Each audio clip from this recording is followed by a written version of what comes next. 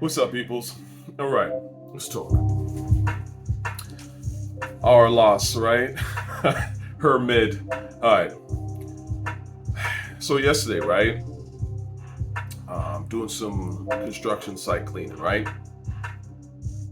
And I just decided to play some music. So I actually listened to three of my favorite albums, like kind of back to back. So I started with Live Love ASAP, then I listened to Prose Combat, and then settled on Illmatic, right?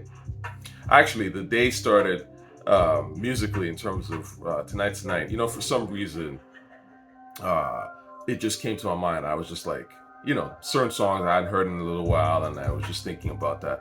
Yo, Red Man, what the fuck? And I was like, I gotta listen to that song. So that's what started me. And then I was like, you know what? Let me just play some music where I could just have running in the background while I do work, right? So, anyways, what does that got to do with this, right? So yesterday I was listening to music pretty much the whole day at work, so I didn't like get to this mid shit until later because again I kind of knew it was going to be mid anyway. You know what I'm saying? So let's talk about it.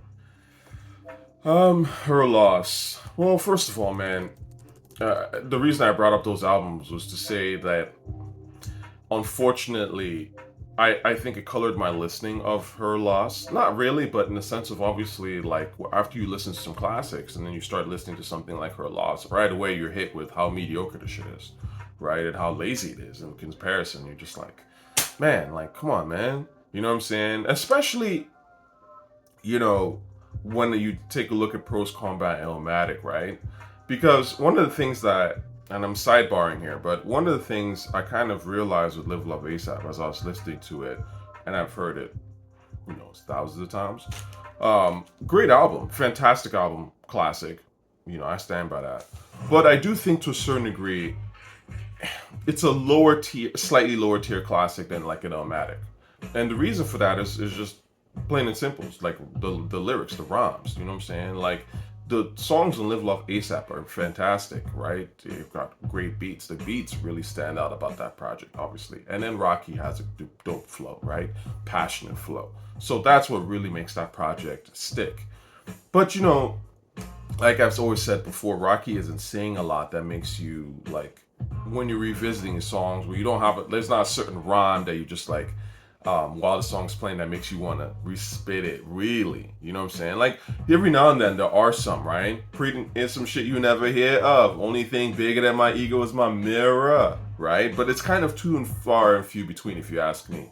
Whereas, obviously, something like Illmatic, the entire thing, like, most of it, there's always parts of the song where I find myself rhyming along with just because I feel where Nas is coming from. Do you know what I'm saying?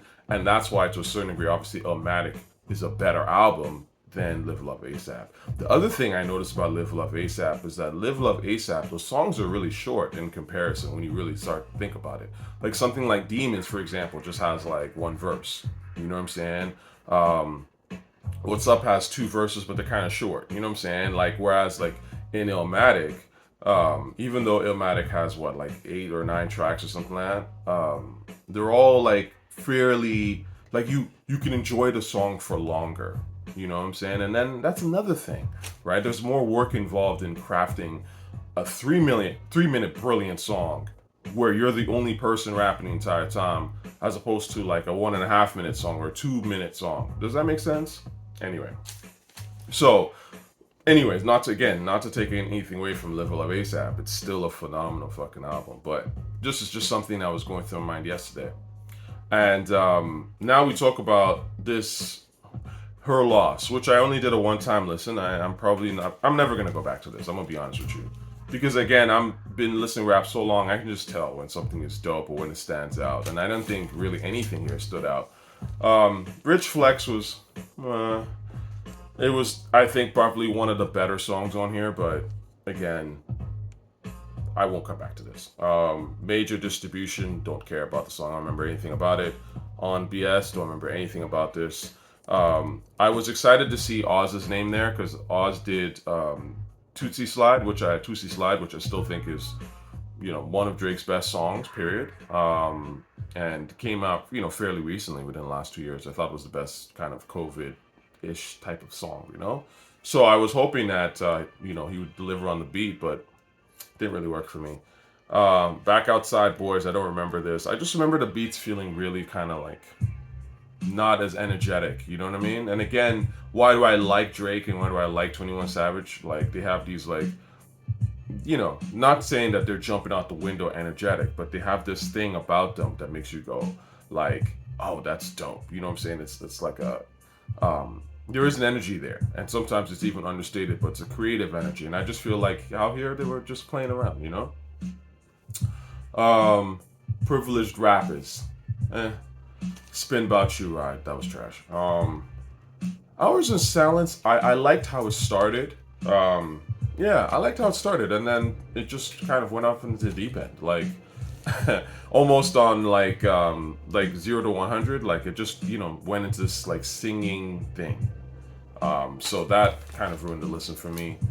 Treacherous Twins. Now, I was really looking forward to this because this is Oz and Boy Wonder. You know, I like Boy Wonder a lot. So, but again, don't remember anything about the song. Didn't care for it.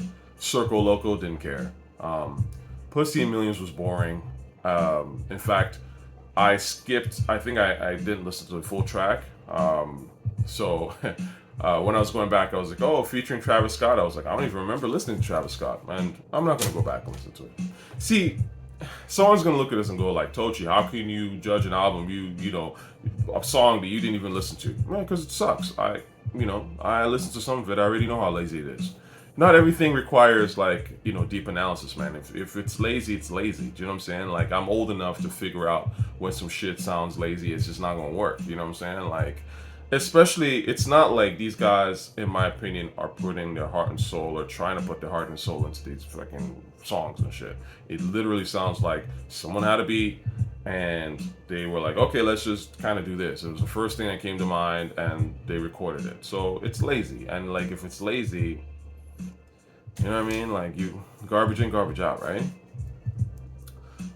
Broke Boys. Yeah, this was trash. Middle of the Ocean. You know, I'd probably say that this was the best song on the album, if I had to pick. I actually do like the More Money, More Homicide, which is what I'm playing in the background right now. I do like that flip. I thought it was a pretty, you know, their version of it, I think, is pretty strong, actually. It might even be better than the original. I know that sounds crazy, right? Because there's a way that, like, the Drake version is a little more, like, I think the pitch is higher, maybe it's sped up a bit.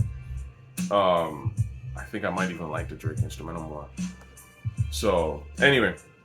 And then at the end, as I was talking, I think I posted on the community channel where I was like, I was listening to that Birdman part, and it was bugging me because I was like, I've heard this beat before, like, and it turned out that it was like I was listening to it, and after like 15 minutes, it just Slick Rick kill niggas, right? That's what it was, you know. So I'm proud of myself that I was able to remember that shit. But again, that's the thing with rap. Like, I've heard a lot of rap, so like, you know, there's a lot of things where I'm like sitting there thinking, and something like that will bug me because I know it, right? So that was probably the best song on here, Middle of the Ocean. But I don't like how Drake, to me, was just rambling on it. Like, I didn't think he was saying anything. I didn't even think he was really on beat, to be honest with you. It was just kind of ramble while this beat was in the background. So, again, best song on the album if I had to pick a song, but not a song I'll ever listen to. And again, Jumbotron Shit Poppin' was trash. More M's, again, maybe it's slightly like, not, I wouldn't, again, in this album context, maybe a little bit of a standout, but I don't care about the song at all.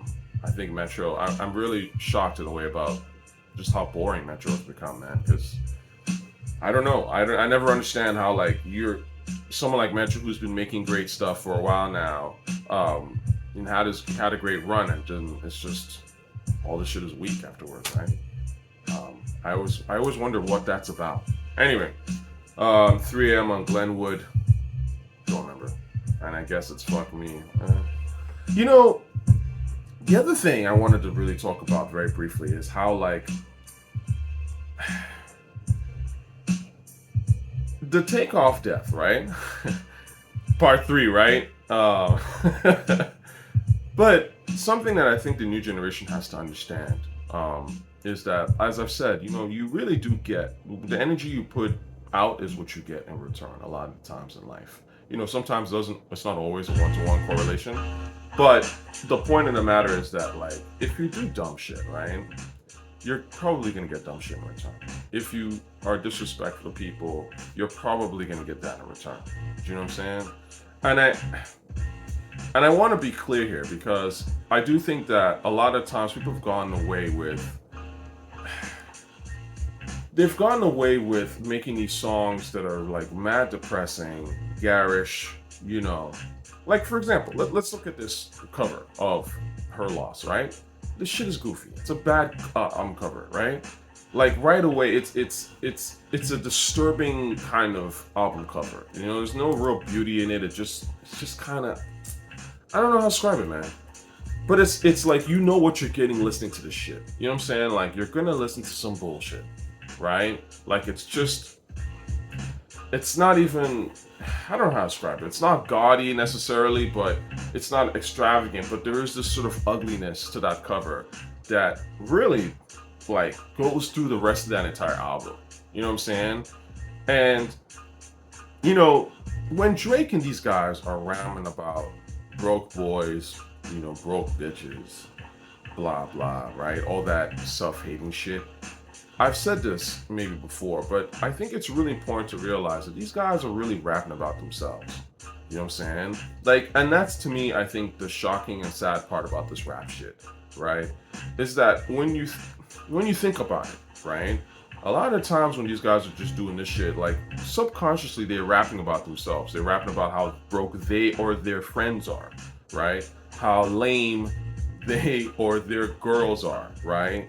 And that's why it's like, I can't take it seriously. But then again, it's also like, well, if you're a lame, why are you putting this energy out here? I don't want to hear from a lame. You know what I'm saying? Like, listen to them Migos records, right? Quavo's talking about, yo, you know what? Like, you playing my money, my shooters will come and take your life. He's talking about himself. I mean, it sounds cute, and that's the thing. Like, the young generation may not realize, but having listened to rap enough, where I've seen, like, your rhymes come back to you in a way, right? Because that's one of the things, right? It sounds funny, because now you can't listen to those songs, really, can you? I'm always somewhere secluded. I'm always hanging with shooters, right? Ring's a little different now, right? That's the whole point. This is why, like, the older folk been stressing, try to rap about something a little bit more positive, or at least more interesting, where it doesn't have to come back to you so directly. You know what I'm saying? But some of y'all don't listen. And you think, oh, we old, we washed, we're hating, all that shit. Alright then. You know what I'm saying? But this is the outcome of what you're gonna get. You're gonna get the stupid shit. You know what I'm saying? And this is why I want to stress to you guys, like, when you're listening to these songs, right, that Drake and 21 Savage are putting out, like, don't internalize that shit. Because, there's a lot of stuff I was listening to where it's like, it gets old, right? The women hating shit, like, shit gets old to me, man. I don't hate women. I never really have, honestly. Like, and let me just sidebar here too. Men, please don't be out here hating women, okay? You look lame, like, respectfully. Like, to me, when I see a dude that's like that doesn't like women, that starts talking about women this, or it's like, I in my mind I picture like a old washed guy with a cane or some shit. It's like, damn, like, you this young and you think this already? Like, you sound washed. And, like, again, not to say that women don't do horrible things. People are people. People do horrible things. You know what I'm saying? Are there whack-ass girls out here? No doubt. But are there beautiful women out here who are great people, who are, gonna hold you down, all that? Of course there are. There's lots of them, actually. You know what I'm saying? Now, if you consistently are picking bad chicks, or, and I'm not talking about, like, looks-wise. I'm talking about, like, literally bad people, right? Or people who are two-faced or weird or whatever. Like, that's you. Like, that's some shit that you're attracting. You need to figure that shit out. You know what I'm saying? Like, I've dated all kinds of women. 98% of them have been cool as hell. You know what I'm saying? Like, I don't do weirdo chicks. You know what I'm saying? For the most part. Like, I'm talking about, like, weirdo behavior chicks, where it's like, I don't trust what she's saying or doing, or someone that's gonna, you know, ruin my life. You know, if I get those vibes, like, I'm not dealing with you. I'm not even sleeping with you. So the fact of the matter is, when dudes complain about women over and over again, which I felt in this record where Drake was just like, he was just complaining. It's just like, bruh, like, I don't hear this shit. Like, you know what I'm saying? Like, you a freaking millionaire. Like, shouldn't you be picking better chicks and shit? Like, why are you even talking about the shit? Like, you know what I'm saying? Like, are you lame? You know what I'm saying? That's what's going through my mind, right? I'm just keeping it 100. Like, this is where we are with this rap shit. Again, what you put in is a lot of times what you're gonna get out, which is why, to a certain degree, I can't listen to some of these guys and take them seriously.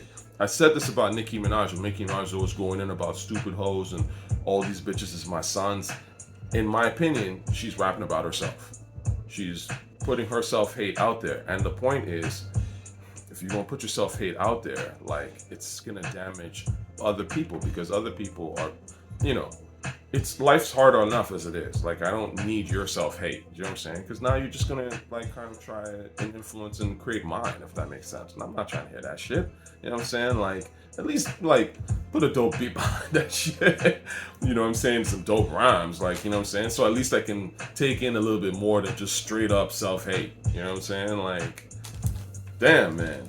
So I guess I'll end it with that philosophizing, that preaching, you know, that old man shit. But I'm telling you, man, I didn't really care for this album. I still think overall, if we're talking albums, maybe Pusha T got it. And, you know, I really didn't care about that album either. So where your heart at, man? Hip hop. What's going on?